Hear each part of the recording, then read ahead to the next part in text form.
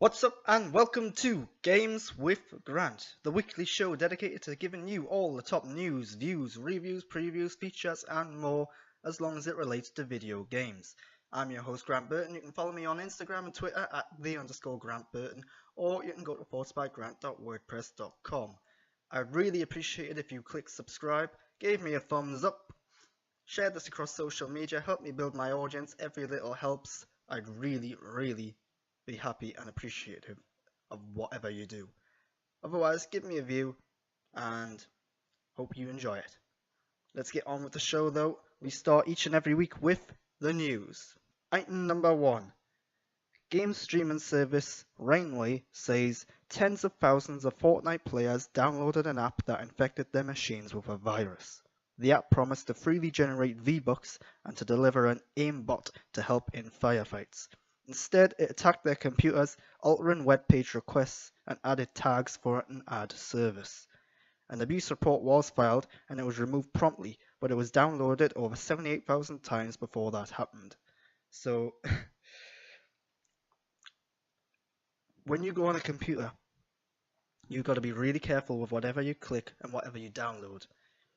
And yeah, the lesson is here, don't try and cheat, because more than likely you're going to get scammed, you're going to get tricked. And the game's free to play anyway, so was it really worth it? All the V-Bucks do is give you cosmetic changes and alterations, and they don't really make the game any better or different as far as I'm concerned. So yeah, don't be an idiot. Play the game the way it's meant to be played. If you want to have the V-Bucks, actually cough up some cash, because like I said, it's free to play, free to download. So yeah. Next story. Christopher Dring at GameIndustry.biz says Crash Bandicoot is #1 in the UK charts for the 8th time. It's the fastest selling Switch game this year, albeit at a lower than $30 or £30 price. And it beat the brand new entry into the charts this week, which was The Crew 2, which has been getting mixed reviews and reception. So that might be why The Crew 2 is not doing quite as well. But a lot of the success of Crash Bandicoot is from the UK, because people in the UK really love Crash Bandicoot. I really like Crash Bandicoot, and this has to encourage them to make a sequel, right? In fact, I'm almost certain a sequel is being made. It has to be, because this is one of the biggest success stories in gaming in the past few years. It was huge last year when it first came back on PS4, and yeah, who doesn't love Crash Bandicoot?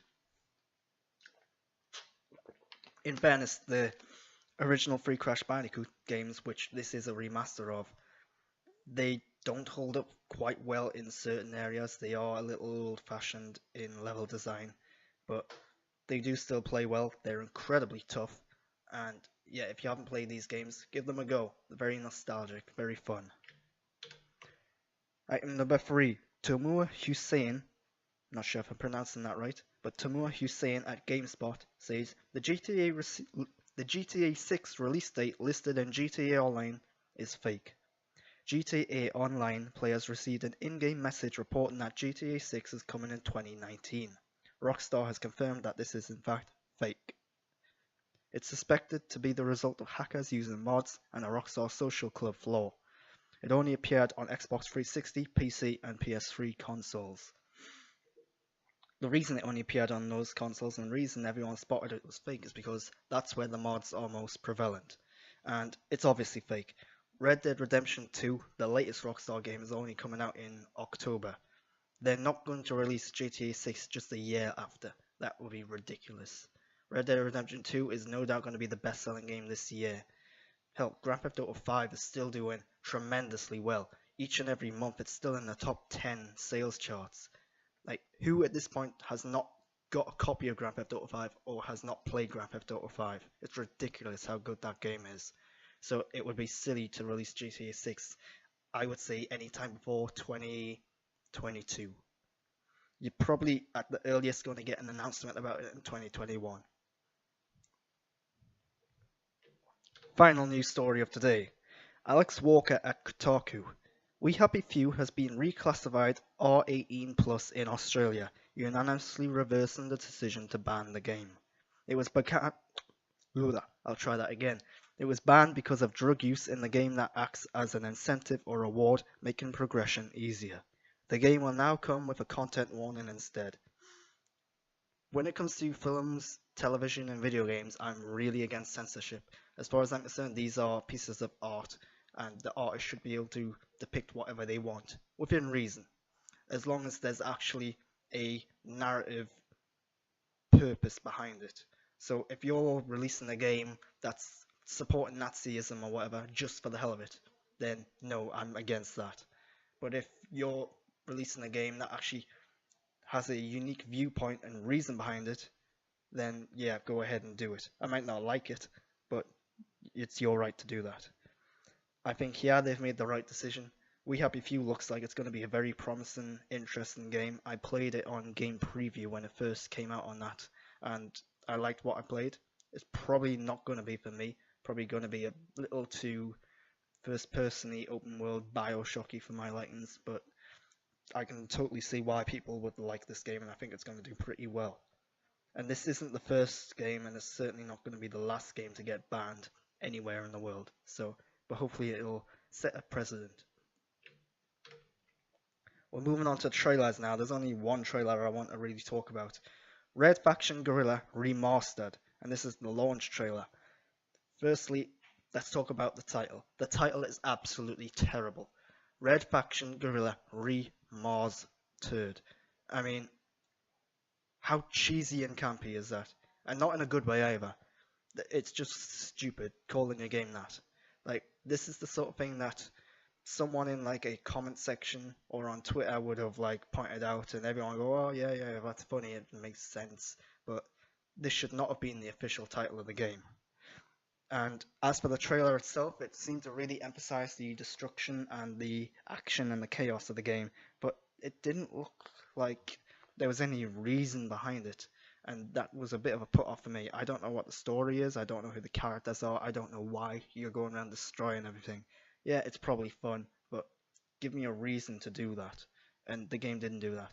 As for a remaster, eh, this is an old game, so I wasn't expecting a miracle here, but it looks like an old game playing on a modern console. I don't think it looks anything special.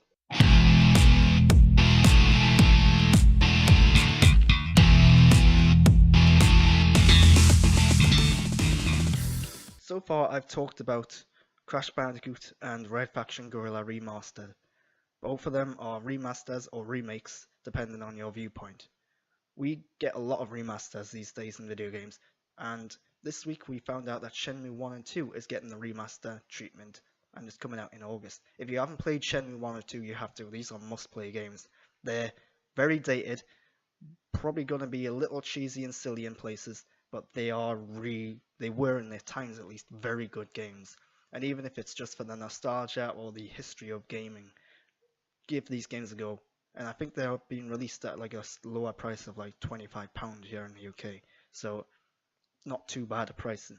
But anyway, the point I want to make is I've got 5 games now which I want to see get the remake or remaster treatment in some form. So let's get on with it. The first game is Mass Effect, the original Mass Effect. This is arguably one of the greatest RPGs ever made. It's a BioWare game. It's not the only BioWare game on this list. I'm a little spoiler there for what's to come. But story and character wise, you can keep it exactly the same. What I want is an updated combat system, primarily. The combat in Mass Effect was terrible, plain and simple. When it first came out, it was probably alright when it first came out, but now the combat is just unplayable basically. It's so clunky and rough with stiff animations and everything, poor accuracy as well. One of the good things about the first Mass Effect is you can actually change the difficulty of the combat and you can change the difficulty of everything else separately. So if you really like the story and the character choice decision making, you can up that difficulty, but if you don't like the combat, you can down that difficulty. So there are ways to get around it a little bit to make it a bit more bearable. But I'd really like a remake of Mass Effect with, say, the combat from Mass Effect Andromeda, albeit without the jetpacks. I don't know, put the jetpacks in, why not? Another thing you want to address is the vehicles, because Mass Effect famously has some of the worst vehicle sections in any game. The Mako is annoying and frustrating to drive. They really, I mean, it says something when they actually got rid of it in the sequels, and it wasn't introduced again until Mass Effect Andromeda, where it was just a driving vehicle. There wasn't any combat component to it. There was a vehicle in Mass Effect 2, which is my favorite of the franchise, but it's only in the DLC packs, and it works a little better, and it is just to like fly around, get from point A to point B, nothing special or fancy. So address that as well.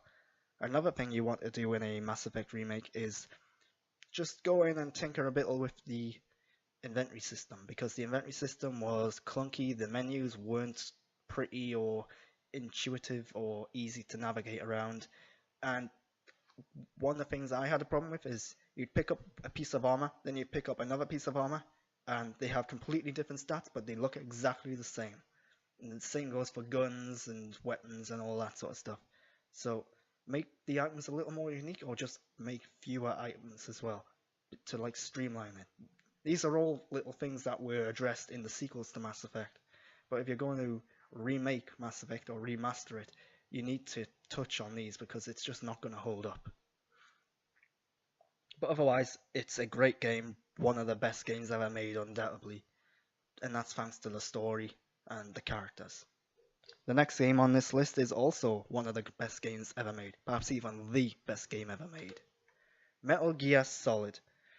Metal Gear Solid is, if you're a if you're watching this and you've never played a video game, well, firstly, I don't know why you'd be watching this if you've never played a video game. But if you're watching this and you're looking for a good entry point to video games, or if you're watching this and you're one of them people that looks down on the video game media or format and thinks it's lesser than film or television, think again. Get Metal Gear Solid, whether it's the very original version on PS1 or if it's the remake or remaster that was released on GameCube. Get it and play it, because this will change everything for you. This is undoubtedly one of the best games ever made, one of the best stories ever told, regardless of medium. Like, I can't hype this game up enough. It's that damn good. So, a remake, obviously, a remake probably would not involve the actual original creator, Hideo Kojima, because he had a big falling out with Konami, who owns the rights to the series. So the best thing Konami could do if they want to continue the series is to remake the older games, starting with this. A good way of doing it would be to give it a graphical upgrade, of course, because graphically it's the graphics and the look of Metal Gear Solid, especially the original PS1 version, is probably the only thing that does not hold up well at all. They are block characters, but they are 3D. You can't really see their characters' faces or expressions or anything. With the remake on GameCube, the Twin Snakes, they really addressed that, and they made it look more in line with, say, Metal Gear Solid 2 and Metal Gear Solid 3, albeit it was a little lesser than them. So give it a graphical upgrade, maybe even adjust the camera angles a bit. A lot of fans will probably dislike that, but I would say look at Resident Evil 2's remake that's coming out. Perhaps give this game a third-person viewpoint a bit more. The one thing you do not want to do is add the first-person mode. Metal Gear Solid: The Twin Snakes added a first-person mode, and it just broke many of the boss fights, because in the original game you had fixed camera positions for many of the scenes in the game. When it came to the boss fights, you had to position yourself in a very precise manner to get certain shots and certain angles. When the remake came out, The Twin Snakes, they added a first person mode, which basically said all you have to do is switch mode, aim, and fire. It made it really simple at times, and it damn near broke the game in certain places. Of course, first person mode is optional, you don't have to use it, in which case you still get the great Metal Gear Solid experience. But they did change some of the voice actors as well, so that's got on the bad side of some people. But yeah, Metal Gear Solid has to be remade at some point, with or without Kojima. Next up, this is the other Bioware game I was talking about. and in my opinion, the greatest Star Wars game ever made. Star Wars Knights of the Old Republic. You can keep everything the same in a remake of this game. The turn-based combat, the story, the characters, the dialogue, everything, just keep it the same. But you could tweak some of the dialogue because some of it won't hold up. But otherwise, make it the same. Of course, give it a graphical update again. In fact, all of these remakes and remasters, the graphical update is expected, even if it is just like an up-res to HD or 4K or whatever you're doing. Also, make it canonical. This game is not canonical in the current line of Star Wars canon, books, films, TV shows. But there's so much lore, so many good characters and moments and elements that this game introduced into Star Wars. So make it official. And I just want to point out that there is actually a remake of this game being made, but it's not an official remake. It's a fan-made remake by Apeiron. I don't know if I'm pronouncing that right, but it's Apeiron, and they're making a remake of this unofficially. The reason they can do this is because they're doing it as a mod to the original game rather than releasing it as a standalone game. So look out for that if you're really interested, because it looks really quite impressive and I'm in full support of it. The next game is Def Jam Fight for New York. This is a fighting game where you've got all the Def Jam artists, rappers, models, and so on and so forth. You've got like Snoop Dogg in there along with Exhibit, and yeah, tons of big names like Busta Rhymes and all sorts like that. And this game holds up really well. It's really fun to play. Graphically, it's got like a cartoony sort of look, so you only really need to update the resolution. Just remaster this game, that would do fine. The problem this game's going to encounter is the licensing, because I imagine a lot of the people in this game probably have to be paid again if you're going to remake it or re-release it. Also, this was the second game in the franchise. Both the first and second game are great games. The first one was a little limited in places, but then they released Def Jam Icon, which was just bad. It got rid of pretty much everything that I loved about the first two games, this game in particular. So I think the franchise is kind of dead, and what a way to revive it is by remaking or remastering the best in the series. But this isn't just about fighting, there's actually a really good story in here, and it's a little generic in times. It's crime stories, but you've got all these rappers and gangsters and fighters. It's just really fun, really enjoyable. There's character customization, there's tons of moves and fighting mechanics you can get used to. And one of the best things about this game is one of the arenas is in a train station where there's passing trains going by. You can have like 4 people fighting on a train station, throw them onto the train lines, and then it's a big fight to get back onto the platform before the train comes and kills you. It's really fun, really enjoyable. So yeah, in fact, I might actually go back and play this game now. But no, I can't, because I'd have to pull out my old PS3 or PS2, and that's one of the problems, is that this game, it's just not easily accessible right now anymore. The final game is Max Payne. Keep everything the same. Like all of the games I've mentioned, great story, great characters, but the graphics are really bad and old now. They don't hold up well. The mechanics they were great for the time, but if you go back and play like Max Payne 3, you'll notice there's a big leap in how fluid and smooth they all are, so you can upgrade that. And the problem is, Max Payne 3 was a good game, but it was not Max Payne. Max Payne is a noir, dark story set in like New York or Chicago, places like that. And Max Payne 3 just didn't do that. So remake Max Payne or relaunch it, whatever you want to do. Just get back to what made the franchise good. And the problem is, it's a Rockstar owned franchise now, and Rockstar seem to be focusing entirely on Grand Theft Auto and Red Dead Redemption. I wouldn't be surprised if we never see another Max Payne game again. So that's a little disappointing. And that's all I've got for this week. This was Games with Grant, the weekly video game show giving you the top news, views, reviews, previews, features, opinions, and more. I haven't played anything this week much that I haven't already talked about, so there's no reviews. There weren't many trailers, not much news either, not much significant news anyway. So I'm sorry if that's a little disappointing, but hey, it is what it is. I can only work with what I've got. If you like what you saw, you can follow me on Twitter and Instagram at @the_Grant_Burton, or you can go to forcedbygrant.wordpress.com for all of my written reviews. I'd really like it if you subscribed, share this across social media, help me build my viewer audience, and give me a thumbs up. Until next time, though, I'm Grant Burton, and I'm out.